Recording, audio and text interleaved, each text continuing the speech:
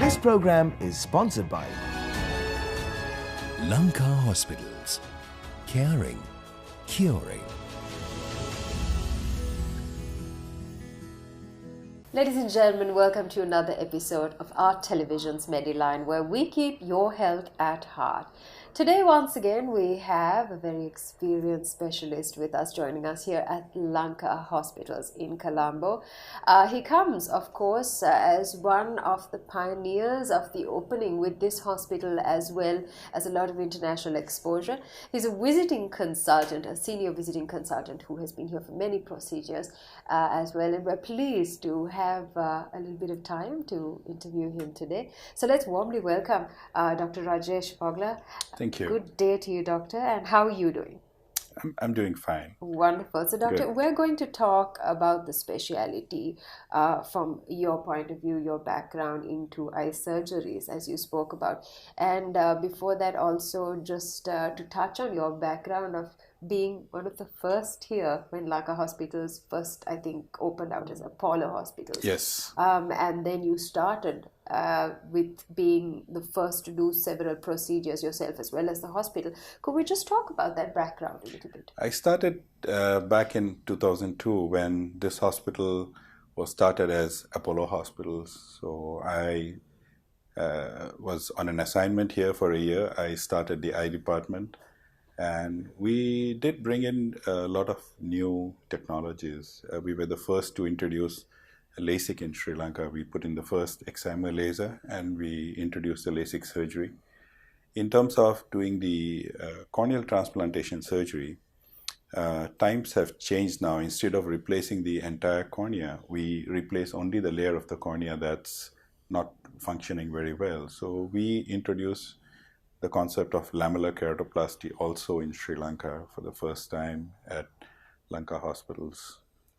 And besides that, doing complicated cases in terms of ocular surface reconstruction, treating bad chemical injuries where we have to restore the structure and function of the eye, doing the artificial corneal transplant called the Boston keratoprosthesis.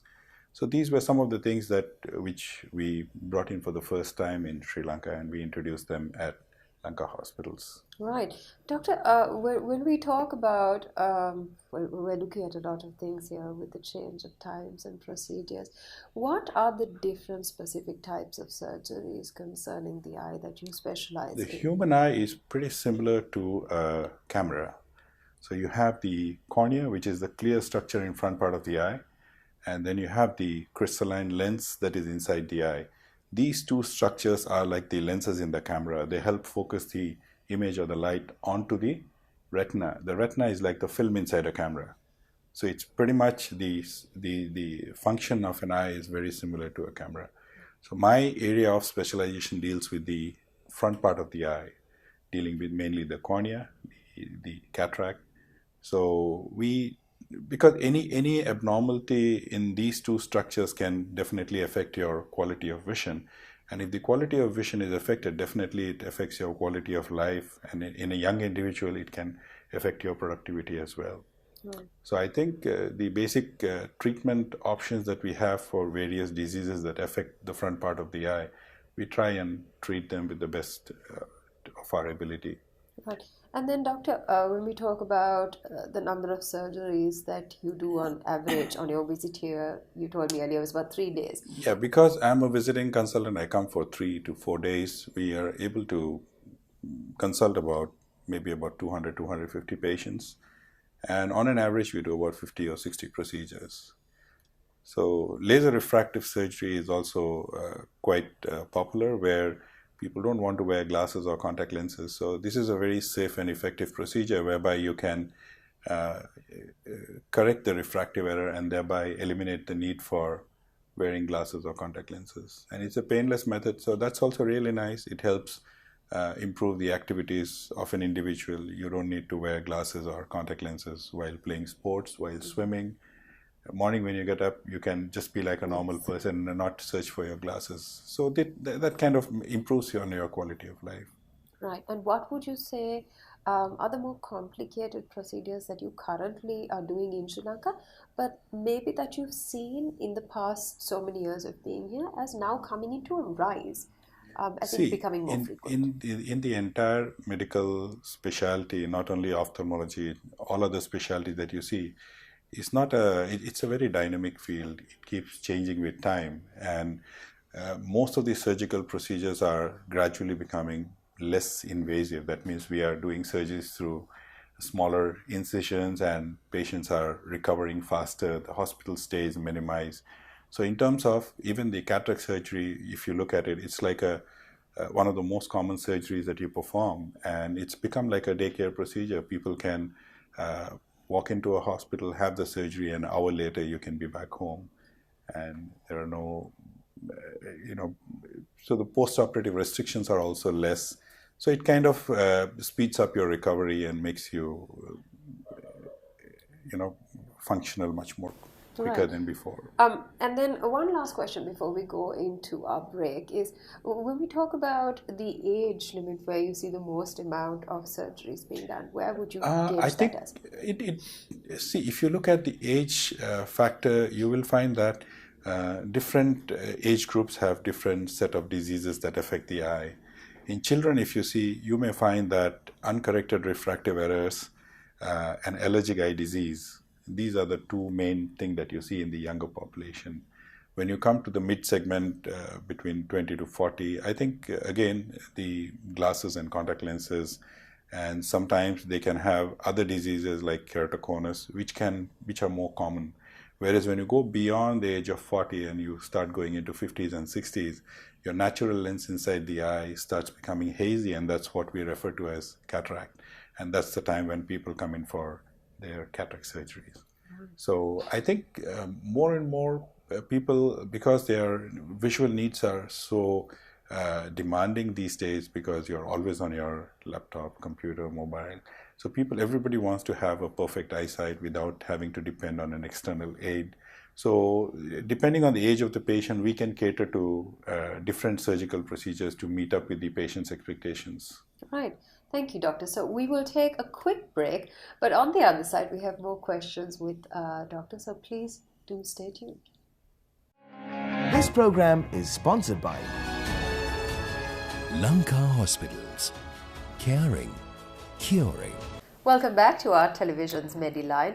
We have Dr. Rajesh with us here, and we were actually talking about eye surgeries that have been done. Dr. Rajesh specializes, as he said, to all of our viewers listening there, at the front part of the eye. This is where he specializes in several different types of surgeries.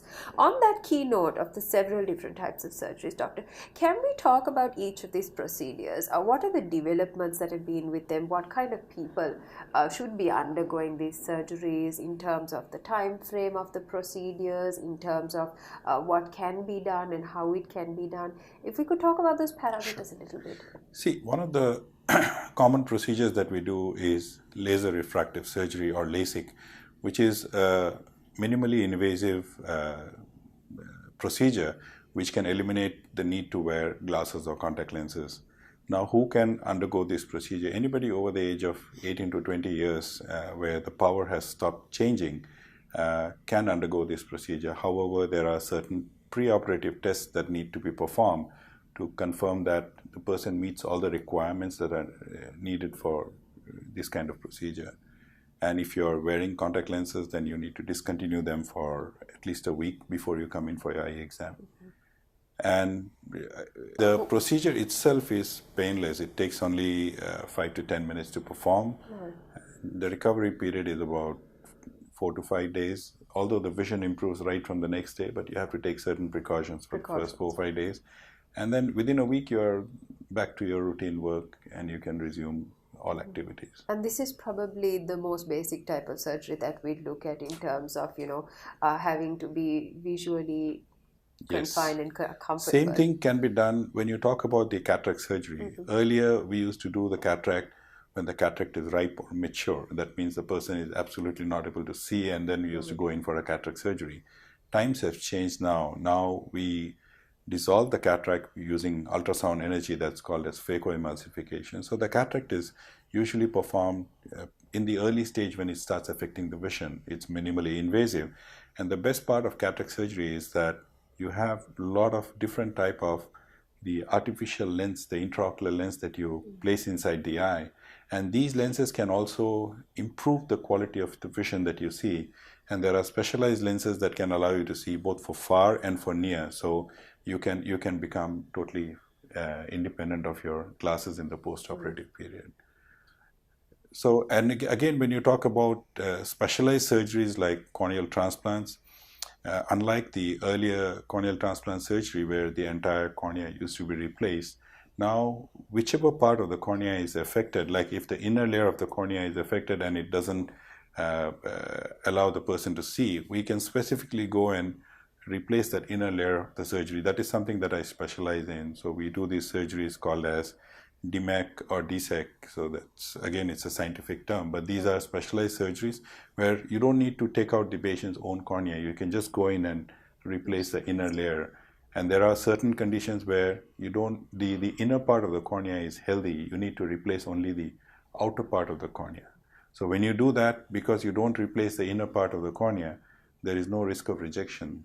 Unlike a full thickness graft where the inner part also belongs to somebody else, the body can reject the tissue. Right. So these are specialized surgeries which have helped us improve the outcome of the corneal transplantation that used to be done earlier.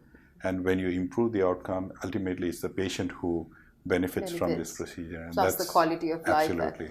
And when we talk about these procedures, just from a layman point of view for me, Yes. like any surgery, when you go into a surgery, there is obviously a time limit on everything. For example, if you went into open heart surgery Yes. or keyhole surgery, they say you've added a 10 to 15 years to your life. Absolutely. It's just like that with these procedures. I mean, I understand that there's a lot of care, but how long do we think? See, it's like when people ask, they undergo a procedure, they always feel that you've done a procedure and is it going to last my lifetime? Mm-hmm. But again, aging is something that is not under our control. So basically, when we treat the patient like you do a cataract surgery, you put an implant inside the eye, the implant is going to last you for the lifetime. But there are other changes that happen in the eye. If you're a diabetic, you may be at risk of developing diabetic changes in the eye. So these are things that the patients, even if they undergo a procedure, they need to have this routine eye examination every 6 months to 1 year to ensure that whatever newer developments happen in the eye, they can be identified and they can be treated at the early stage rather than waiting till the disease reaches a very advanced stage. Going to the state of prevention is better Absolutely, than cure. prevention always. is better than cure. So it's like just like you take your vehicle for a service in time so that you don't meet with an accident. Same thing with the human body, not related to the eye, but I think you should go in for a whole body check, and which includes the eye as well. So in the eye, I think the important part that you need to check is you need to check your eyesight to see whether there is any decrease in the eyesight. You need to check your eye pressure, because glaucoma is again another problem where if the eye pressure increases beyond the normal, it can affect the functioning of the nerve. The nerve is that connects the eye to the brain. And glaucoma is often referred to as the silent thief of sight. That means a person may have glaucoma, that is a rise in eye pressure, and still be asymptomatic. And sometimes they lose, when the nerve is not working very well, they lose the field of vision. That means the sight vision starts going away. And by the time, if you detect it very late, there is no treatment to bring this back or reverse it. And this can be only seen if you do go for a preventive check. Same thing with diabetes. Diabetes can affect different parts of the eye. It can induce cataract, it can cause glaucoma, it can cause changes in the retina. So these are again something that can be picked up if you go for your routine examination. So I think it's always important that even if you feel that you don't have an eye problem, but you're still going for an eye checkup, just to ensure that you can, if there is anything wrong, you can pick them up at the early stage rather than waiting for the disease to reach an advanced stage. I think a lot of people have the tendency to be more caring about their vehicles than than the human body itself. This we've seen because a lot of people have the tendency of only running to healthcare when a problem arises, rather than actually taking time to make sure every year that, okay, I'm in a good state of mind to not just balance myself and my life, but also the people around me, which is important. On that note, doctor, we look at time. And time has changed from the once upon a time days where life was just so simple and not complex to the current complexity of everything just being technologically exposed, people using different chemicals, women or men, whatever it is, when it comes to hair, whatever. These all have effects. Ultimately. And what are the things that people should actually be very, very concerned and cared about when it comes to the current day, time, and age that seems to be a very severe effect, especially on conditions with the eye? Yeah, so one of the most common symptoms that patients present with is dryness in the eye or feeling of tiredness. So people come and say, my eyes feel very dry, I don't feel very comfortable. So a normal person would blink at least 15 to 20 times in a minute when you're not doing any specific activity. But when you're working on the computer or looking at your mobile or reading a book, you hardly blink once or twice a minute. And because you don't blink enough, the tear film dries up, and this kind of produces the symptoms of foreign body sensation in the eye, the dryness in the eye, and often it leads to tiredness by end of the day. So I think a change in your activities, if you do any of these activities, taking a break in between after working for half an hour to 45 minutes, keeping your eye closed for a few minutes, maybe doing some warm compress of the eye, hot fermentation at the end of the day, and engaging yourself in some outdoor activity so that your eyes are not constantly focusing at a near object. You have to see, your eyes are not designed to be only seeing for near. So I think these are things that can reduce the strain on the eye. And the other thing that people miss out is that because you don't get your eyes checked, sometimes you may be having uncorrected refractive error, which means that you do need to wear glasses, but you're not wearing them, and then you're creating a strain on your eye, and that can also affect the overall well-being. So I think these are a few things that if people follow, I think it's important, and especially with the kids, because kids these days they are not playing enough outdoors. They're always on their iPads, mobiles, and everything. And studies in Southeast Asia conducted at Singapore and China have shown that these kind of extended near activities often lead to children requiring glasses, especially myopia, the minus power. So I think your parents should encourage their kids to play outdoors and engage more in outdoor sports. Right. And more towards a final note of all the things that we were going to talk about, Doctor, as a summary. Now, as a layman or an individual, what should the opening signs or symptoms be to tell me that, okay, I should need to come and see an eye specialist? For example, sometimes, like I said, people take the human body and the health for granted constantly. So if they feel a twitch or some sort of, what are the things that would be symptoms to say that, okay, it's time for me to check? I think if your eyes don't feel comfortable, don't wait for them. Don't for it to get better on its own. Mm-hmm. So this is the era where we try to catch the disease even before it has started.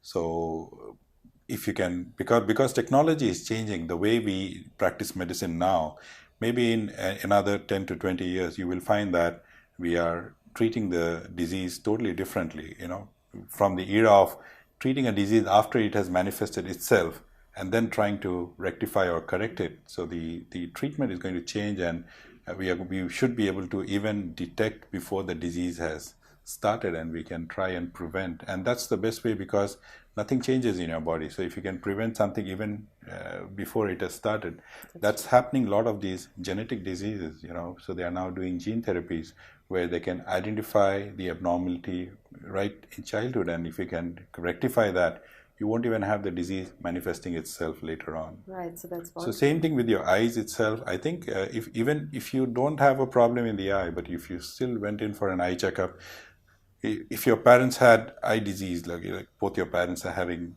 glaucoma, you may be at risk of developing a glaucoma, but you wouldn't know when it's going to start. It's like a So genetic instead of predisposition. waiting that only when the disease starts or I have more symptoms, I'll go and visit. I think instead of that, if you just went in for a routine check, I think that would be a real game changer. Right.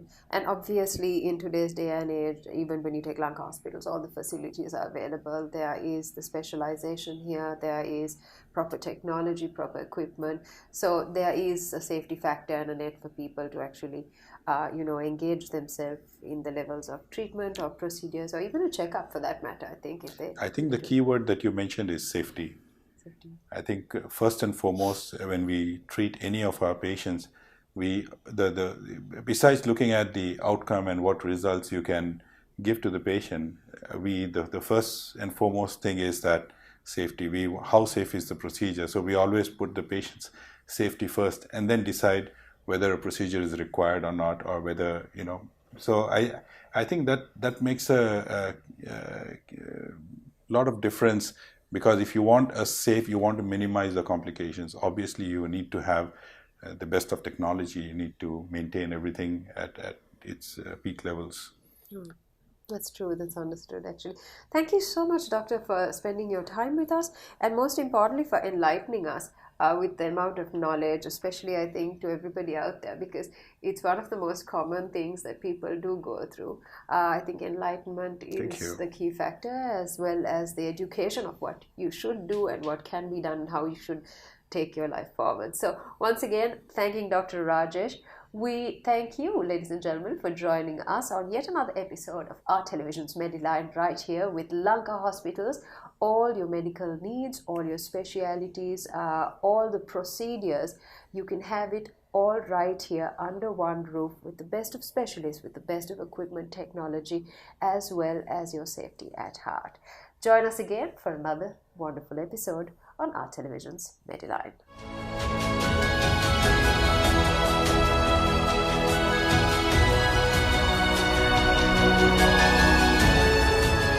Lanka Hospitals. Caring, curing.